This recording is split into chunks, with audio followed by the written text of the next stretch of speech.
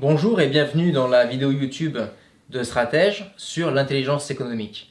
L'intelligence économique est-elle un besoin vital? Alors pour ça, nous sommes heureux d'accueillir Jean-Baptiste. Bonjour Jean-Baptiste. Jean-Baptiste Hubert qui nous rejoint ici. On va traiter de ce sujet ensemble. Est-ce que tu peux te présenter rapidement? Oui, tout à fait. Alors, je me présente Jean-Baptiste Hubert, je suis diplômé du Master en Relations internationales de l'IRIS de Paris et également diplômé du Master 2 Sécurité internationale défense de l'IRI. Très bien. Et du coup, qu'est-ce qu'on va pouvoir voir dans cette vidéo? Pour ceux qui ne connaissent pas l'intelligence économique, c'est un mot peut-être un peu barbare pour beaucoup. Effectivement, le concept en lui-même peut paraître effectivement assez hermétique. Tout d'abord par rapport au fait que le terme en français est une traduction directe de l'anglais. Donc il est vrai que de ce fait, on a du mal à se représenter ce que ça peut être véritablement. D'accord, ok. Bon, bah écoute, on va voir ça. Toi, est-ce que tu as eu une expérience particulière justement, Oui, tout à fait. une approche technique? Tout à fait. J'ai exercé à plusieurs reprises même, en tant que chargé de veille stratégique au sein d'un cabinet qui était spécialisé dans la veille, dans la veille réputationnelle, c'est-à-dire en gros comment les clients parlent d'une entreprise, et un autre qui était directement sur la veille marché. La veille marché qui était orientée sur le marché de l'armement aéroterrestre. D'accord. Donc là, c'est plus orienté sur la concurrence ou sur les possibilités d'ouverture de marché. C'était plus sur les possibilités d'ouverture de marché. D'accord, très bien. Bon, on va commencer cette interview. Peut-être qu'on va commencer par le plus simple. Comment tu peux du coup définir l'intelligence économique? Le concept d'intelligence économique, tout d'abord, est un concept qui est né au début des années 90, suite justement à la fin de la guerre froide et à une compréhension justement de la part des services de renseignement américains de l'importance de l'économie dans son aspect stratégique. Ce qui est justement, c'est un retour d'expérience d'une opération en particulier qui a véritablement marqué les esprits, qui était l'opération Farewell, où justement par le biais des renseignements obtenus, les différents services de renseignement américains ainsi que les services de renseignement français, en particulier la DST qui était à l'origine de cette affaire, ont justement accéléré le processus de décomposition de l'URSS par justement une connaissance très fine du complexe militaro-industriel soviétique de l'époque. Donc si on devait définir en fait simplement si on devait donner des mots très simples et des définitions très simples sur l'intelligence économique, comment tu verrais ça? Est-ce que c'est une idée? Est-ce que c'est un principe? Est-ce que c'est un concept? Est-ce que c'est une matière à travailler? C'est à la fois une technique, c'est à la fois un ensemble de techniques et une démarche en entreprise. Pour faire simple, c'est tout simplement l'acquisition, la collecte et l'exploitation d'informations à caractère économique par une entreprise ou un service en charge de la sécurité économique d'un secteur en particulier, qui justement l'aide justement à se positionner sur les marchés, à positionner ses produits, son expertise sur un marché en particulier. Ça, je dirais que c'est ça pour le coup, le concept général retiendra que c'est l'intelligence économique offensive, mais aussi les informations obtenues, collectées et traitées aident aussi à protéger l'entreprise en elle-même. C'est la partie défensive de l'intelligence économique. Alors du coup, c'est vraiment un système de pensée et un mode de fonctionnement. Si je devais faire le parallèle avec nous, notre secteur privé, on aurait d'un côté en fait un bloc de raisonnement et de protection sur la sécurité, donc en fait la lutte contre les incidents involontaires, que ce soit la santé et sécurité au travail, l'environnement, l'incendie, tous ces risques-là. Un autre bloc qui serait en fait la sûreté, donc la lutte contre les actes malveillants volontaires, Tout à fait. tout ce qui est relié aux interpellations, au pénal, tout ce qu'on a pu voir nous dans le cadre des formations passées et à venir. Et après, il y aurait en fait ce troisième bloc qui viendrait, entre guillemets, pas chapeauter, mais qui serait un petit peu à part sur les risques économiques et le renseignement, partie renseignement en fait. Tout à fait, parce que le terme d'intelligence économique, il faut vraiment l'entendre comme le. C'est justement pour ça que je parlais de ce défaut de traduction, c'est qu'en français, on a traduit le terme d'intelligence comme nous on l'entend. Alors qu'en fait, il faut vraiment le prendre au sens britannique du terme. D'intelligence en anglais, Ouais, c'est qui a vraiment à voir au renseignement Renseignement. comme on l'entend nous, véritablement. Ouais. Et l'intelligence économique vise en fait à rassembler l'ensemble des informations qui concernent principalement trois piliers majeurs, que sont effectivement les informations qui peuvent impacter la sécurité de l'entreprise, mais la sécurité vraiment entendue au sens global. La sécurité des bâtiments, de l'établissement, du personnel et de l'activité. C'est un premier aspect. Ensuite, il y a la partie de la protection juridique, c'est-à-dire le type de contrat, par rapport à quel droit elle est signée et quelle monnaie est utilisée notamment. J'y reviendrai un peu plus tard pourquoi c'est On a pu important. en discuter tout à l'heure un petit peu. Et après, l'information vraiment issue du marché, c'est-à-dire les attentes du client, le positionnement sur le marché, les attentes du marché et comment fonctionne le marché que vise une entreprise.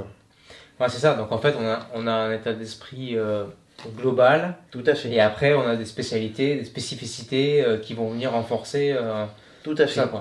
L'intelligence économique vise en fait je dirais que Superviser, à peut-être. superviser, oui, c'est ça. C'est-à-dire que c'est une information économique qui vise différents secteurs de l'entreprise.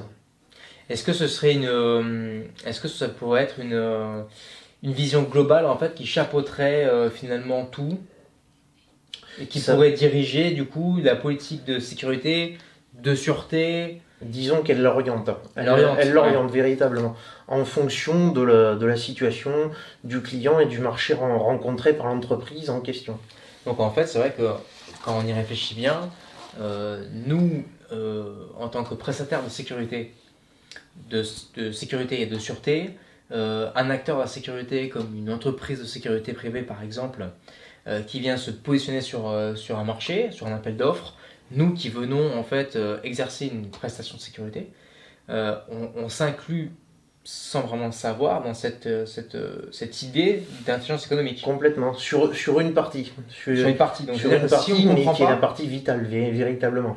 mais c'est-à-dire que si on ne comprend pas cet enjeu, ce que c'est l'intelligence économique et comment on se situe dans cet échiquier-là, ça veut dire peut-être qu'on peut rater quelque chose. On peut rater soit une mission, soit la compréhension d'une mission, soit la signature d'un contrat, parce qu'on ne va pas être en fait en phase avec l'attente du client. C'est l'idée, oui, véritablement. Ouais, parce que si nous, on se voit finalement comme... C'est vrai qu'on a peut-être un petit peu un côté nombriliste à dire, ben voilà, nous, on vient, on fait notre travail, on vient pour ça, et nous, en tant que spécialistes, on ne voit que ça.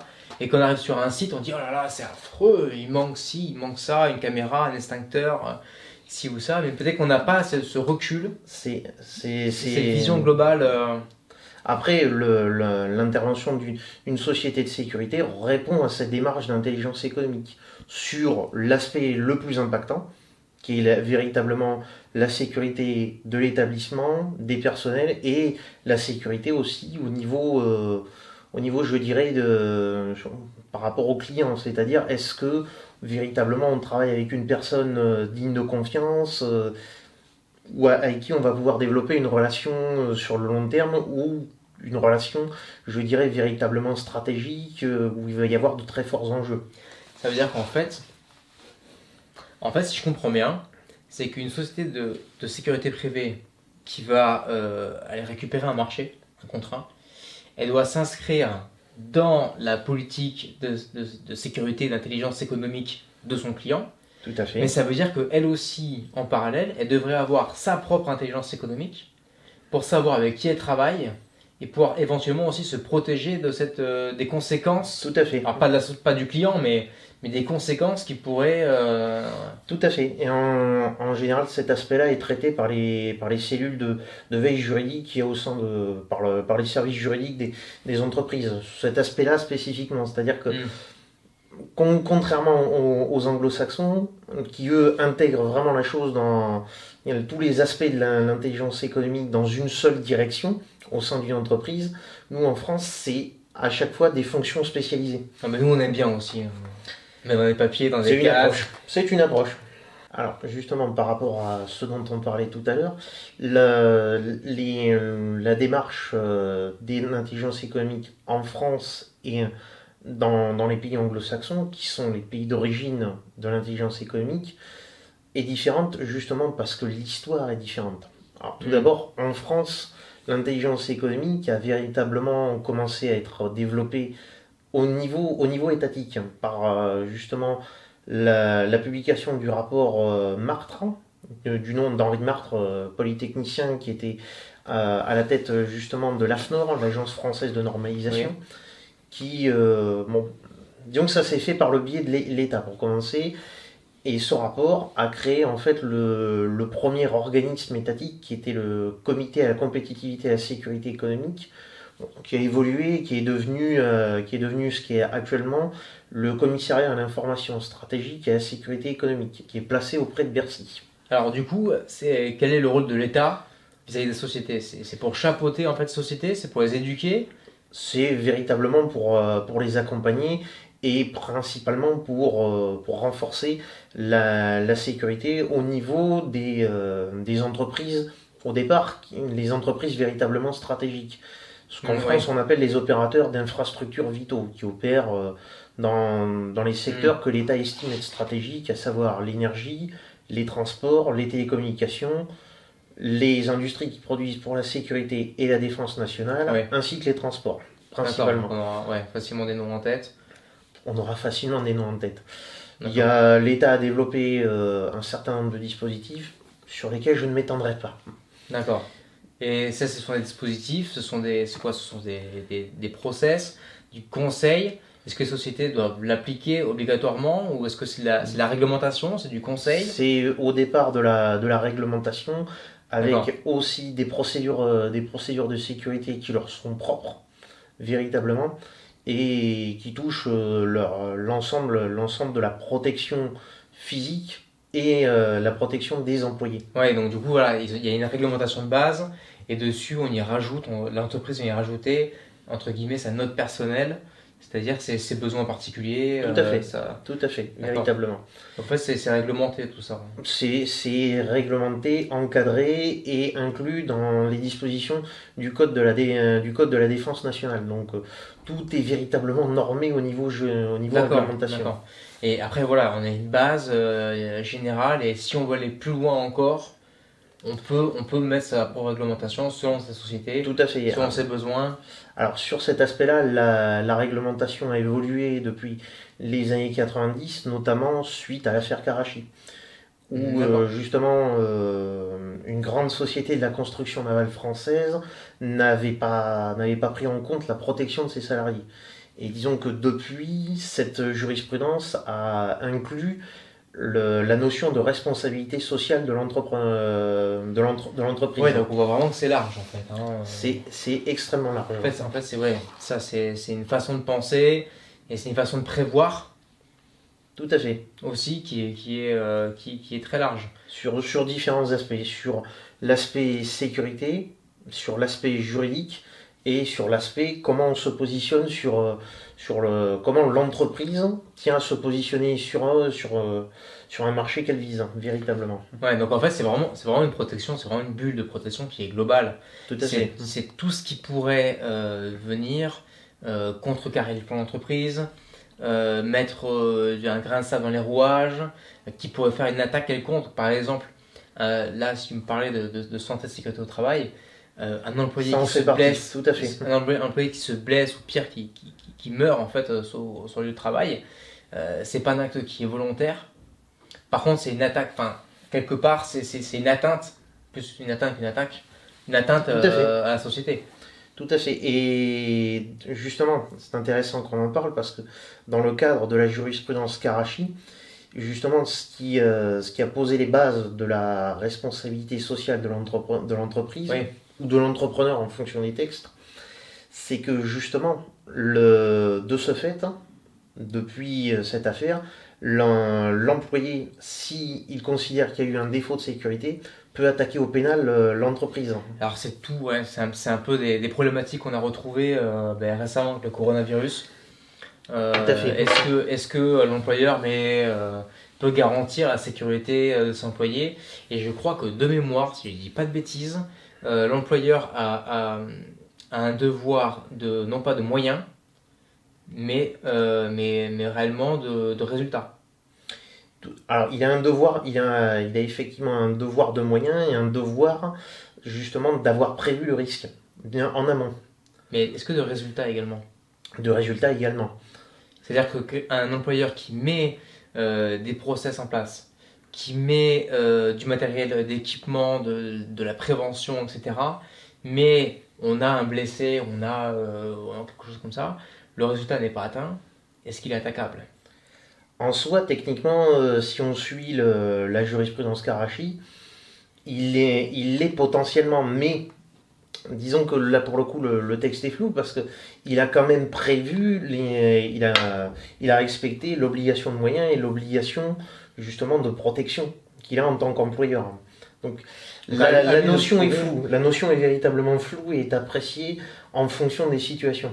Donc ah oui, en fait lui il va essayer de prouver de son côté qu'il a fait tout pour, mais peut-être qu'il va devoir, lui, son travail, entre guillemets, de protection de l'entreprise, va être de prouver qu'en fait, c'est en dépit de tout ce qu'il a fait, que le salarié a été à l'encontre d'une règle de sécurité, qu'il n'a pas porté un masque, qu'il n'a pas porté des lunettes, ou un objet de protection qui était obligatoire. Tout à fait, tout à fait.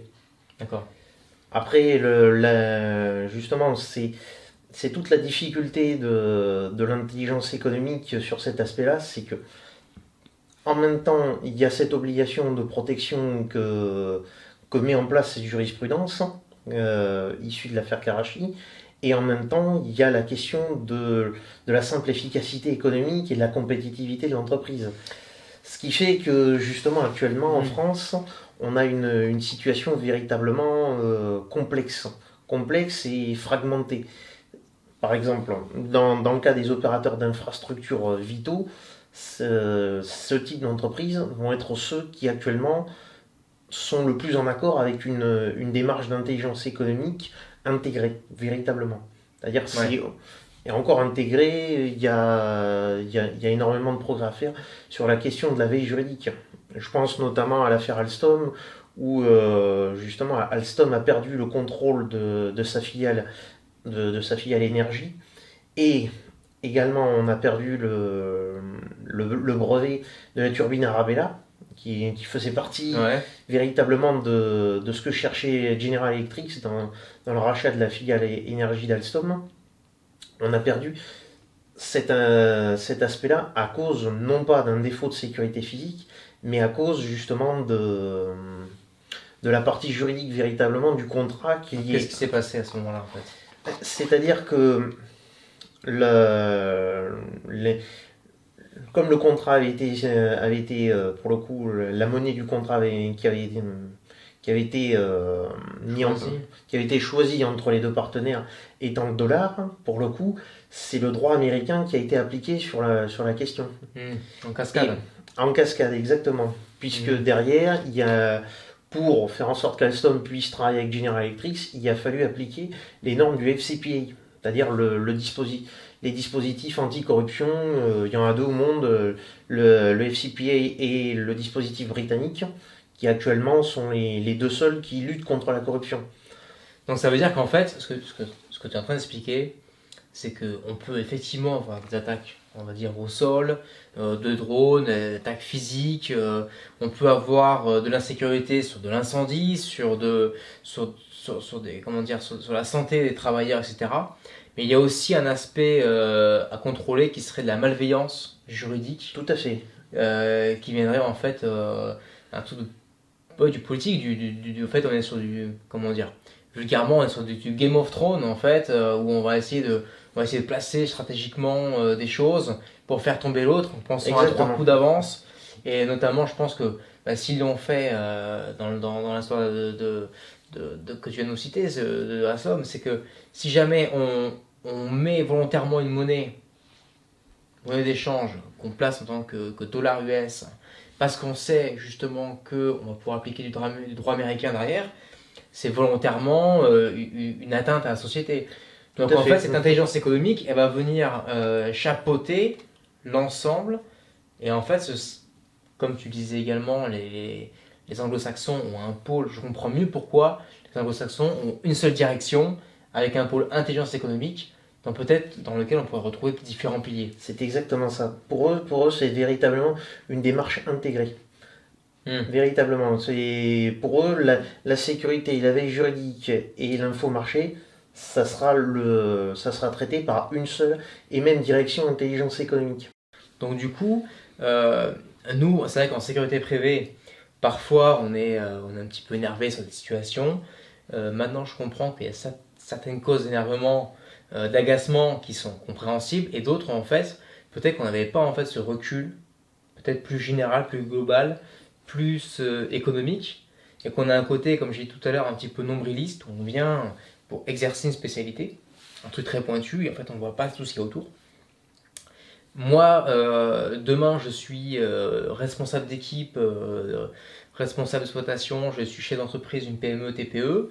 Je me dis, ce thème-là m'intéresse, je devrais m'en doter et en parler à mes clients. Par quoi je commence? Qu'est-ce que je dois faire pour rentrer en fait finalement cette démarche? Parce que quelque part on y pense, parce que quand on réfléchit d'un côté à la sécurité de l'employé, santé sécurité, d'autre côté on pense à la sécurité, d'autre à la sûreté, au final on pense à tous les piliers sans savoir vraiment qu'on a fait le lien entre les trois et qu'on a protégé l'entreprise. Donc maintenant si on voulait rentrer dans cette thématique-là, dans cette matière-là, qu'est-ce qu'on doit faire? Est-ce qu'on doit embaucher des personnes spécialisées? Est-ce que en fait, justement, le détective privé ne rentre pas aussi, n'a pas cet aspect renseignement, donc intelligence économique? Comment je m'organise? Alors tout d'abord, tout dépend du secteur d'activité. Par exemple, une start-up liée aux technologies ou qui est très liée à l'innovation, l'un des premiers aspects qu'elle devra vraiment prendre en compte, avant tous les autres, c'est principalement la protection des brevets et du patrimoine industriel de l'entreprise. C'est-à-dire, là, pour le coup, ce sera plutôt sur la partie juridique. Mais en même temps, en parallèle, elle doit aussi penser au risque d'infiltration. Au risque d'intrusion, de malveillance et de fuite d'informations. Alors, sachant qu'il ne faut pas que ça ralentisse non plus Tout à fait. la création. Parce que c'est vrai que quand on écoute pas mal de gourous, de personnes qui font foi en fait, dans l'entrepreneuriat, notamment dans les startups, je pense par exemple à Oussama Ammar que je suis depuis longtemps. Et si tu vois la vidéo, écoute, je te salue. Par exemple, lui, son process, donc lui parle des startups du côté de l'œil entrepreneurial. Juste au niveau de la création, il dit que finalement, on ne doit pas faire attention à la concurrence. On ne doit pas faire attention, que la concurrence n'a jamais tué personne. Et donc là, en fait, dans une approche d'intelligence économique, justement, on apprend à se méfier de... Et comme quoi, en fait, le fait finalement de s'occuper de la concurrence nous pourrirait, en fait, nous empêcherait d'avancer, plutôt que de réellement nous protéger. Tout est une question de point de vue. On peut aussi apprendre de ses concurrents. On peut aussi apprendre et intégrer justement les bonnes pratiques de ses concurrents. Après, sur la protection en elle-même de l'entreprise, pour éviter justement le ralentissement, c'est de savoir quelle personne a le besoin d'en connaître sur les informations stratégiques de l'entreprise. Donc, très simplement, c'est établir un listing des personnes qui ont besoin de connaître les process de fabrication, les process liés à l'innovation de l'entreprise. C'est relativement simple à mettre en place, avec un filtrage sur l'accès aux locaux où sont détenues les informations stratégiques. Je me souviens d'ailleurs d'un de mes professeurs à l'IRIS, anciennement commissaire au sein de la police nationale, Mhm. qui avait eu à travailler avec une grande entreprise du multimédia, qui très simplement, cette entreprise s'était fait dérober ses informations stratégiques par un employé avec une clé USB. Un employé qui n'avait pas à être Ouais. dans les locaux où étaient détenus les brevets et les process de fabrication. Ouais, d'accord, je vois. Parce qu'en fait, c'est vrai que là, si on recadre en fait le sujet, c'est que quand tu parles de ce type de startup, tu parles pas du mec qui va mettre son boulanger du coin sur Insta. Exactement. Tu parles là vraiment d'innovation à but de défense nationale, d'innovation de ce type-là. Pas uniquement, puisque il y a aussi la question très sensible des technologies duales. Certaines technologies appliquées dans le civil qui peuvent avoir aussi Les effets militaires. des effets évidemment militaires et qui peuvent justement intéresser la défense nationale. Je pense notamment à une start-up bayonnaise qui depuis s'est développée, qui à la base faisait des mini-drones pour le secteur civil, notamment le secteur du forage pétrolier, D'accord. et qui pour le coup est membre du cercle de l'Arbalète. Et le cercle de l'Arbalète en lui-même est un regroupement d'entreprises qui travaillent exclusivement à l'usage des forces spéciales. Ouais, c'est ça. D'où les salons Sofins tous les 2 ans, Tout à fait. avec l'exposition justement de ces innovations. Voilà, c'est vrai que quand on recadre mieux, euh, là c'est vrai que j'ai nommé Oussama, par exemple, c'est des personnes qui vont parler de façon générale à tout type d'entrepreneur. Et là, c'est vrai que si on rentre dans des thématiques comme celle-là, c'est vrai qu'elles ont leurs propres règles et elles ont un devoir de se protéger. Et ça fait partie d'ailleurs du projet. Quelqu'un qui viendrait dire ben, Tout demain, à moi fait. je fais de l'innovation pour la défense ou pour un secteur civil qui peut intéresser la défense, mais je fais fi en fait de ma protection et tout est à tout va. Ben forcément, on perd même la crédibilité de la société. Oui, puis même, je veux dire, c'est la question de la continuité de l'activité de l'entreprise. Aucun entrepreneur ne monte une entreprise pour qu'elle ferme un an après son ouverture. Mhm. C'est une question de bon sens. Mhm. Mais par exemple, si j'avais un conseil à donner très modestement à un directeur de start-up, c'est de voir les choses de manière transversale. C'est-à-dire C'est-à-dire, que dans un premier temps, il faut qu'il pense à la protection juridique des brevets et justement du patrimoine de son entreprise. Dire les brevets, l'innovation, ce qui va être produit constitue son patrimoine, le patrimoine de son entreprise, mais il faut aussi qu'il pense au risque d'infiltration pour éviter la fuite d'informations et en même temps, il faut qu'il puisse se positionner, mais de manière la plus stratégique et concurrentielle, habile. voilà, de manière Habile, ouais. asymétrique, c'est-à-dire comment mon entreprise, avec son identité, avec son savoir-faire, je peux me positionner sur le marché français et international. Mhm. Le but de l'intelligence économique, c'est celui-ci. C'est véritablement d'agir de manière transversale sur ces trois piliers essentiels. En fait, c'est voilà, c'est vraiment la mise en place à un temps T, à un instant T, d'un plan, d'une vision, d'un état des choses, de Tout à par le fait. renseignement, qui va nous permettre après d'adopter une stratégie de sécurité, que ce soit sûreté, sécurité, rance ou Éveil juridique. veille juridique, et voilà ça. Ça. Cet aspect-là. Par exemple, c'est quelque chose qui peut se mettre relativement rapidement en place avec principalement ce qui a été retenu dans le cas des grandes entreprises françaises, la nomination d'un directeur sécurité avec quelqu'un qui a vraiment un parcours dans la sécurité. Comment sensibiliser.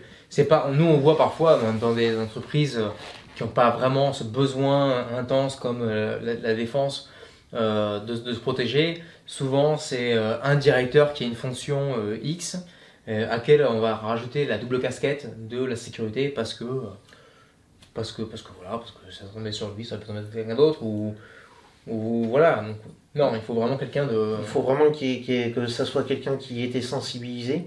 Hmm. Et donc ça c'est un premier aspect. Et également quelqu'un qui soit capable de travailler de manière transversale. Qui soit capable de travailler avec des gens qui qui font de la veille juridique, qui ont une spécialité juridique, et des gens qui sont vraiment là pour faire de la veille économique, véritablement. En fait, j'ai l'impression que ce concept-là n'est pas innovant, parce que tu l'as dit, ça commence à rentrer quelques années. C'est pas d'hier, ça vient pas d'il y a 6 mois. Mais par contre, c'est quelque chose qui n'est pas forcément bien intégré, notamment en France. Parce que moi, j'ai pu voir en relation client, justement, du côté prestataire responsable de sécurité. Et souvent, notamment, on voit le prestataire comme une source de dépense. Comme source de dépense, il n'arrive pas à faire le lien, de dire alors il ne crée pas de valeur, dans le sens où il ne va pas produire, Tout à fait, oui. mais par contre, il va conserver nos acquis. Il va protéger les acquis, il va faire en sorte qu'il y ait une certaine paix à tous les niveaux, sécurité ou sûreté, qui va permettre à l'entreprise de fleurir et de grandir, de s'épanouir en toute tranquillité. Tout à fait, alors que justement les grandes entreprises anglo-saxonnes ne voient pas du tout la chose comme ça. Je pense par exemple à une société célèbre qui est à Liberton en Irak, justement parce qu'elle avait développé toute cette démarche d'intelligence économique, elle avait ses propres partenaires en tant que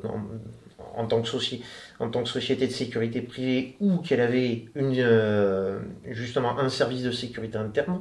Ça lui a permis justement de s'aventurer sur des marchés à risque où il y a véritablement un risque, comme en Irak par exemple. Ouais, Même, ils se sont dégradés, quoi. Voilà. Donc en fait ça pourrait être même, si on prend cette idée-là et qu'on la tire et qu'on l'extrapole, ça pourrait même en fait devenir un atout pour une TPE, PME sécurité, de se positionner, on va dire, non pas finalement comme ce qu'il est, mais un prestataire de sécurité ou de sûreté, mais au final comme un élément d'intelligence économique. Et le but du jeu pour vendre son contrat, donc là ce qu'on voit nous, c'est comme la sécurité n'est pas productive, on tire toujours les prix vers le bas. Et c'est à qui aura, et à chaque fois c'est dire, oh là là, il a réussi tour de magie de vendre 10 fois moins cher que tout le monde, mais on sait très bien qu'il perd de l'argent. Au final, au lieu de jouer à ce jeu-là, de dire non, en fait, on a une vision beaucoup plus globale, et nous ne sommes pas simplement une ligne de dépenses sur vos bilans, mais on vous apporte une sérénité et certaines valeurs qui vous permettent d'accroître, parce qu'on a cette vision d'intelligence économique qu'on vous apporte. La plupart d'ailleurs des sociétés françaises bien positionnées sur cette question font comme ça. Elles ont une partie véritablement en sécurité avec des gens qui ont des profils particulièrement opérationnels. C'est souvent d'anciens des unités d'intervention du ministère de l'Intérieur, voire même du ministère des Armées. Et à côté, elles ont, je pense notamment à 2 sociétés en particulier que sont Géos. Géos qui est véritablement la société française de référence, puisque elle a été montée en 92 par un ancien du service action. Ouais. Donc il y a déjà une filiation liée au renseignement par nature. Oui, d'accord. Et Galis Security, où l'ensemble des personnels sont des anciens des services de renseignement, en totalité. Et pour le coup, ils préposent les 2 prestations, c'est-à-dire comment organiser la démarche d'intelligence économique en interne et comment accompagner les clients sur des marchés, sur des pays en situation dégradée, mais qui potentiellement sont des marchés d'avenir. Ouais, ça, c'est ce côté tiré de chaque côté, quoi. Exactement. Voilà. Bon, en tout cas, je pense avoir beaucoup mieux compris et j'ai beaucoup appris sur cette intelligence économique. Comme quoi, au final, il faut vraiment prendre du recul pour regarder les choses en globalité, pour mieux comprendre le client, pour mieux comprendre ses problématiques et pour nous, en tant qu'entreprise de sécurité privée et prestataire, pouvoir forcément s'adapter et avec notre propre intelligence économique, savoir se placer sur leur marché en fait. Voilà, et aussi développer un discours commercial comme étant justement non pas un poste de coût, mais un poste qui permet l'expansion de l'entreprise. Et oui, donc là en fait on renverse en fait le scène de valeur. Exactement. Et si on veut être vraiment innovant, au final ça passe forcément par ce type de démarche intellectuelle. Exactement. Ok. Parce que justement, en s'inspirant de ce que font les grandes multinationales américaines qui ont soit leur propre service, soit leur propre prestataire de sécurité, et c'est le discours qu'ils développent. Nous accompagnons, en tant que prestataire de sécurité, nous permettons à des grandes entreprises américaines ou autres de se développer à l'international. Mhm. Donc après, oui, bien sûr. Alors du coup, ça peut envoyer sur une deuxième facette. Est-ce que donner ce genre de responsabilité stratégique d'intelligence économique à une société extérieure, est-ce que ce n'est pas non plus un risque? Ça peut effectivement constituer un risque quand on voit ce qui a pu se passer avec Blackwater et ses diverses incarnations. Par exemple. Mais c'est pour ça que justement, pour éviter cela, il faudrait que le prestataire forcément fasse un effort pour tendre vers une image qui soit, j'allais dire parfaite, non pas parfaite, mais... Vers le mieux-disant tout au moins. Oui, c'est ça, mais surtout sur l'aspect confiance. Surtout sur l'aspect sécurité privée est souvent attaqué sur la confiance, sur ce côté-là, en disant, ben voilà, est-ce que vous êtes réellement un acteur de confiance? Quel est votre type de recrutement, etc. Donc déjà dans la démarche, on donne des petites astuces aussi à ceux qui voudraient prendre ces conseils-là et les extrapoler et les amener sur leur société. Voilà, peut-être communiquer là-dessus, communiquer sur comment je construis, comment je fabrique ma société, comment je travaille au quotidien. Souvent, les vidéos de montrer comment on fait, ça peut être intéressant, comment on fait un recrutement, quel est le processus interne, pour justement inspirer confiance et prenez le risque de nous apporter justement, de nous confier votre sécurité et votre intelligence économique. Bon, ben, merci beaucoup Jean-Baptiste pour cet échange. Je pense qu'on on s'est mieux compris, enfin, en tout cas moi, et du point de vue, je pense, des TPE, PME, prestataires de sécurité, on a mieux compris en fait cette importance de l'intelligence économique. Maintenant, je vais te laisser avec Jean-Marc, l'autre cofondateur de Stratège, qui lui, de par son parcours professionnel, a peut-être une autre approche de cette intelligence économique, sécurité, intelligence économique, et vous allez pouvoir en discuter, et je pense que ce sera un autre angle de vue qui sera intéressant pour les prestataires de notre secteur d'activité. Tout à fait. Bon, je vous laisse échanger, et on se retrouve tout à l'heure en fin de vidéo pour la conclusion. Bonjour Jean-Baptiste. Bonjour Jean-Marc.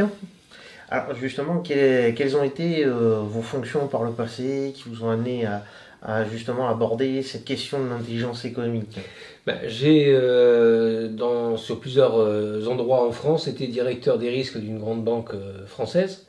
Et donc ça incluait, dans mes activités, ça incluait la lutte contre la fraude, la prévention contre la fraude, avec une grosse connotation juridique, avec l'appui de nos services juridiques par rapport à des fraudes multiples qu'on a pu connaître, de la fraude simple, la carte bleue, jusqu'à la fraude au président, au détournement de fonds, notamment vers les pays de l'Est. Donc voilà, c'est principalement ce qu'on appelle dans le jargon bancaire le risque opérationnel. D'accord. Voilà.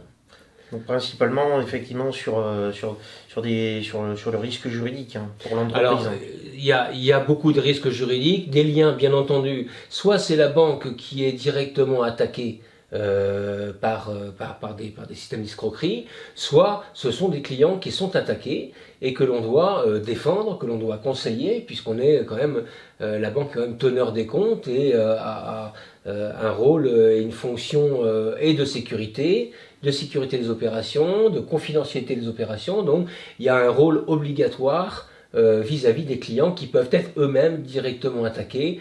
Je pense principalement à ce que maintenant tout le monde connaît comme étant la fraude au président, des faux ordres de virement qui partent, etc. Donc voilà un petit peu quel était le contexte de mes activités sur plusieurs départements en France à l'époque. D'accord. Alors moi j'ai bien écouté tous les échanges que tu as eus avec Nicolas tout à l'heure, et c'est vrai que ça me rappelle quelque chose. On a parlé de la sécurité, du coût de la sécurité, comment gérer ça, comment appréhender ce coût de la sécurité. Moi ce que j'ai toujours vu dans mon métier à l'époque, c'était que, et se rappeler qu'un résultat, c'est tout simplement un chiffre d'affaires moins des charges. Ça a l'air tout bête de dire ça, mais C'est la base. ça veut dire que c'est la base, mais ça veut dire aussi, c'est-à-dire qu'on peut gagner autant d'argent en gagnant plus qu'en dépensant moins. En clair, on peut avoir un chiffre d'affaires étal et faire des gains sur les charges et notamment sur les risques, baisser les risques et gagner plus.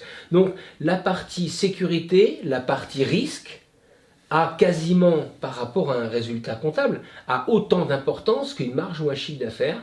Et l'idéal, bien entendu, c'est d'arriver à combiner et l'augmentation de l'un et la diminution de l'autre.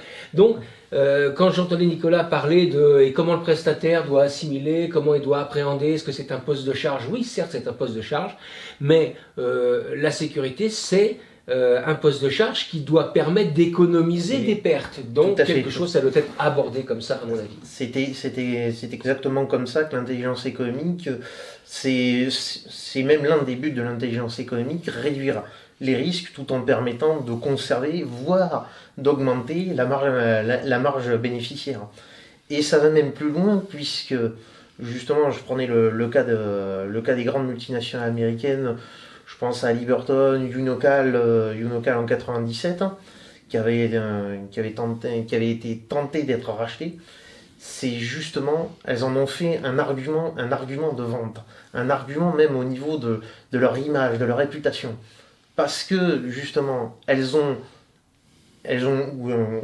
considérées comme ayant une bonne sécurité, une bonne approche en termes d'intelligence économique. C'est ce qui leur a permis de gagner des marchés qu'ils n'auraient pas pu gagner autrement. Et par rapport à ton approche de la sécurité économique, est-ce que tu as le sentiment que les entreprises que tu as connues, que tu as fréquentées, notamment les françaises, ont vraiment pris conscience de l'importance de la sécurité, notamment de la sécurité de leur patrimoine industriel, de leur propriété intellectuelle? Est-ce que c'est quelque chose qui est vraiment maintenant rentré dans les mœurs, ou il y a encore des gros trous dans le filet? Il y a encore énormément de trous dans la raquette, véritablement. Ça va dépendre véritablement de la culture d'entreprise qu'elles ont en interne. Les cabinets, les deux cabinets d'intelligence économique dans lesquels j'ai fait ma petite expérience pour l'instant, eux l'ont véritablement compris. Notamment le dernier pour lequel j'ai travaillé, je veux dire, il donnait un certain type d'information en fonction de ce qu'on avait à faire. Mais l'information, pour le coup, était bien cloisonnée.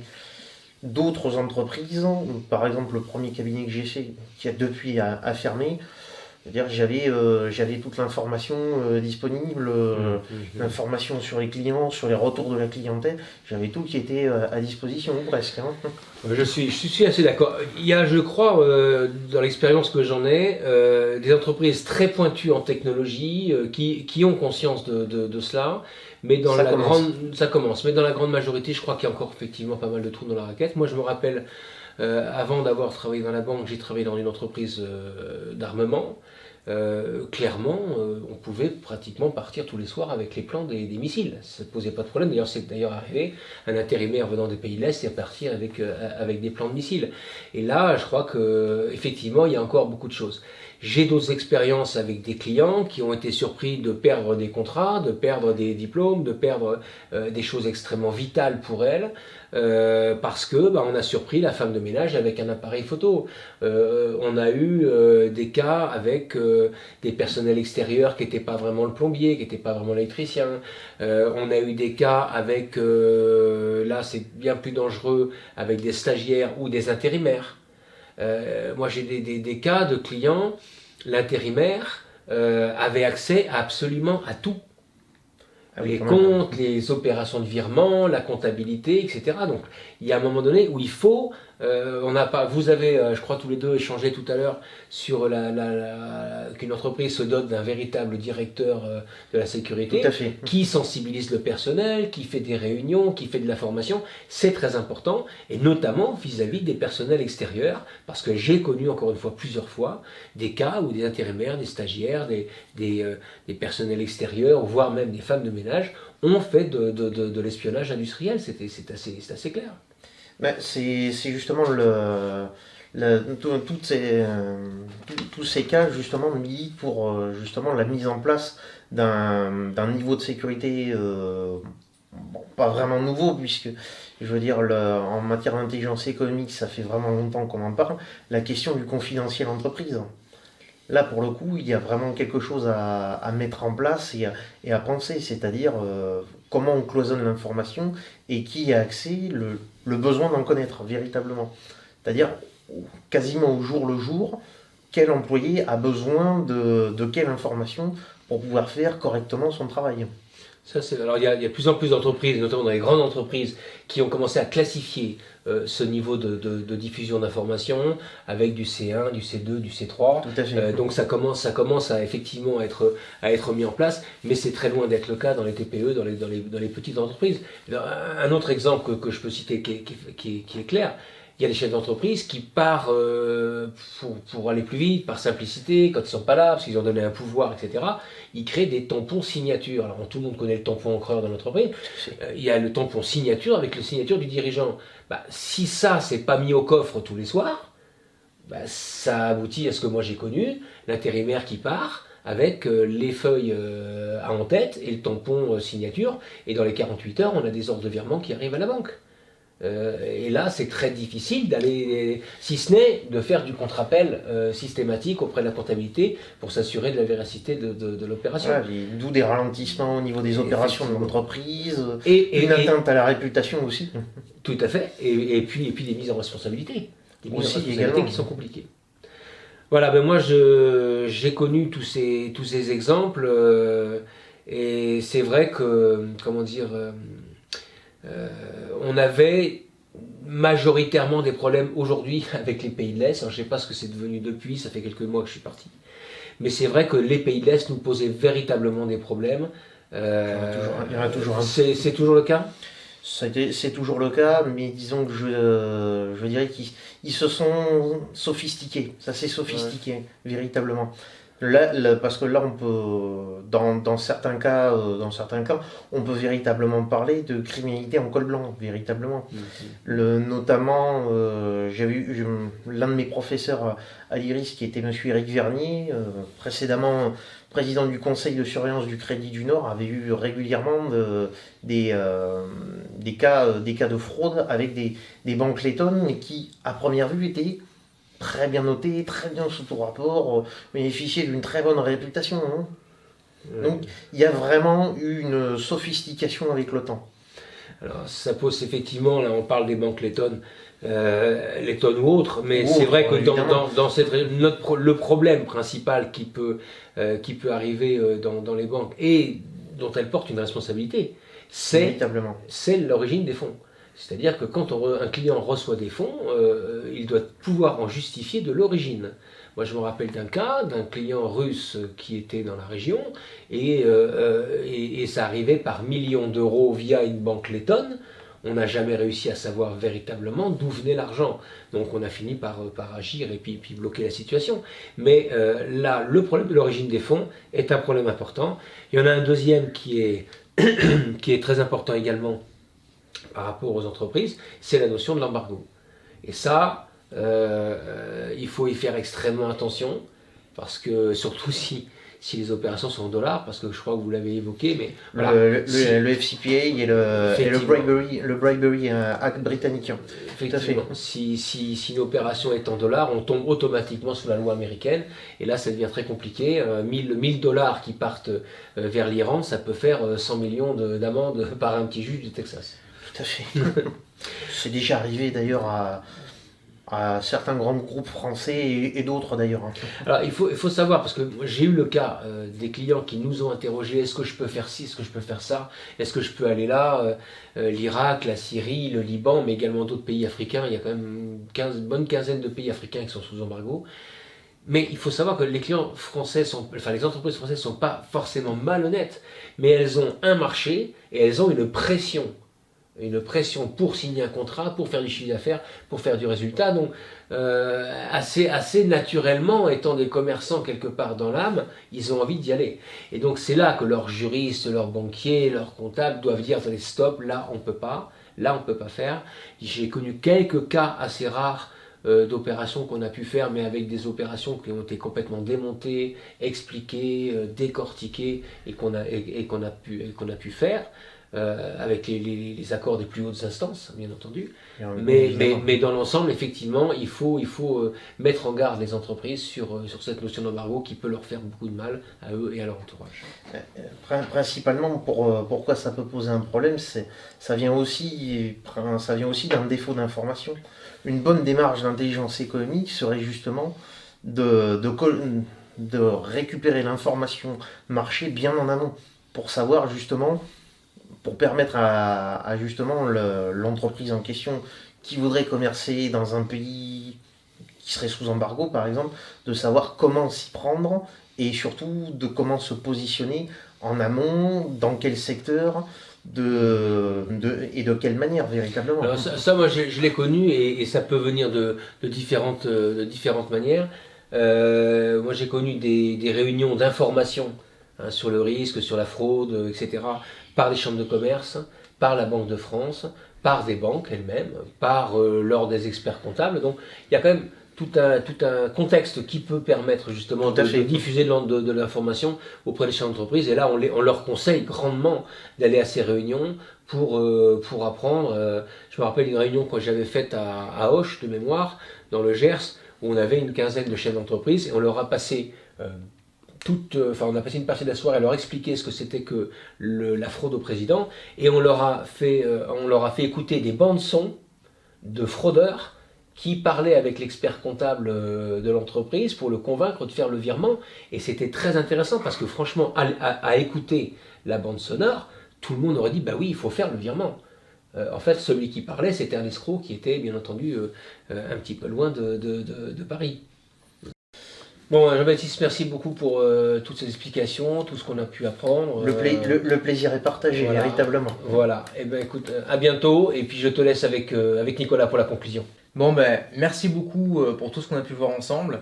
Je pense que maintenant, on a tous beaucoup mieux compris en fait ce qu'était l'intelligence économique. Personnellement, on a tous compris, je pense que ce n'est pas quelque chose qui est réservé à une élite, à des entreprises du CAC 40 par exemple. Non, c'est réservé à toute entreprise qui a justement une production avec un caractère innovant ou un caractère disruptif, c'est-à-dire qui pourrait justement permettre d'obtenir quelque chose de plus. Bon, moi je pense que c'est que maintenant que les entreprises de sécurité privée, de sûreté, de prestations puissent vraiment comprendre ça dans la globalité, puissent vraiment approfondir la thématique et pouvoir l'adapter en fait selon les besoins, selon le secteur, aux besoins finalement, à ce qu'ils ont réellement besoin sur le terrain. Comme tout service, rien de disproportionné, mais tout ce qui est vraiment utile. Donc, pour répondre à la question, eh bien oui, l'intelligence économique est un besoin vital parce que ça protège les intérêts vitaux de l'entreprise. De l'entreprise et même de la nation. Et même de la nation, oui. Véritablement. En fait, pour résumer simplement, l'intelligence économique est moins une question de moyens que justement de comment on coordonne ces moyens. D'état d'esprit et de politique interne. Tout à fait. De volonté interne. C'est-à-dire que plutôt que de faire chacun, par exemple le service juridique, le service de sécurité et le service veille, qui font chacun leur métier séparément, l'idée c'est de les coordonner pour créer justement une démarche d'intelligence économique au sein de chaque entreprise. D'où la présence du directeur, justement, qui pourrait chapeauter l'ensemble et mutualiser les efforts, justement, dans une même direction. Et qui se doit justement d'avoir cette vision transversale, véritablement. D'accord. Bon, et bien chacun adaptera selon ses besoins et selon ses possibilités. Je te remercie, et puis on se retrouvera forcément dans de la formation, dans d'autres contenus, certainement d'autres interviews, on se reverra. Et ce sera avec notre plaisir, un grand plaisir qu'on sera toujours avec plaisir, véritablement. D'autres thèmes. Et merci Jean-Baptiste, et à bientôt. Je te dis donc à bientôt sur nos formations. On va pouvoir suivre ensemble tout un cursus profond et professionnel de formation. J'espère à bientôt sur notre site internet.